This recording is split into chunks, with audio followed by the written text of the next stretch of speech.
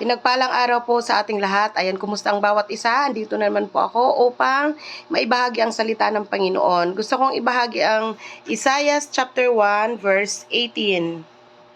Sabi ng salita ng Panginoon, "Halik kayo at magliwanagan tayo. Gaano man karami ang iyong kasalanan, handa akong ipatawad ang lahat ng iyan. Kahit na kayo'y maruming-marumi sa kasalanan, kayo'y magiging busilak sa kaputian." Amen. Purihin ang pagkabasa ng salita ng Panginoon, mga kapatid, at malinaw po na ang paanyaya palagi ng ating Panginoon na halik kayo, magliwanagan tayo. Gusto kong ipaunawa sa inyo, yun ang sabi ng ating Panginoon, na gaano man kayo karumi, gaano kayo kamakasalanan, handa ko kayong ipatawad. Sabi niya, kaya ko kayong gawing busilak sa kaputian. Amen. So talagang grabe ang Panginoon sa bawat isa sa atin. Gusto niyang malinis tayo na humarap sa Kanya.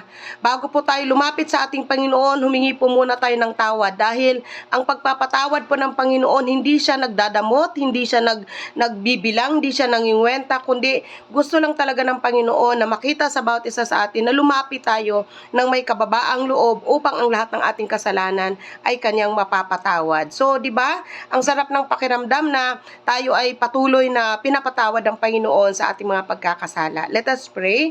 Panginoon, salamat o Diyos sa oras na ito. Salamat sa paalala, Panginoon, na Lord, kahit kami ay nagkulang, kahit kami ay nagkasala, kahit kami, Panginoon, ay hindi nakasunod minsan sa iyong kalooban, ang pagpapatawad mo, O Diyos, ay laging nandyan. Turuan mo kaming magpakumbaba, turuan mo kaming tumawag at lumapit sa iyo. O Diyos, pagpalain mo ang bawat isa, pagpalain mo ang mga tumanggap ng iyong mga salita. Lord, ito ang aking panalangin sa pangalan ni Jesus. Amen, amen. Ayan, so, God bless po sa ating lahat at patuloy na ang pag-iingat at pagmamahal ng ating Panginoon ay ating maranasan. God bless!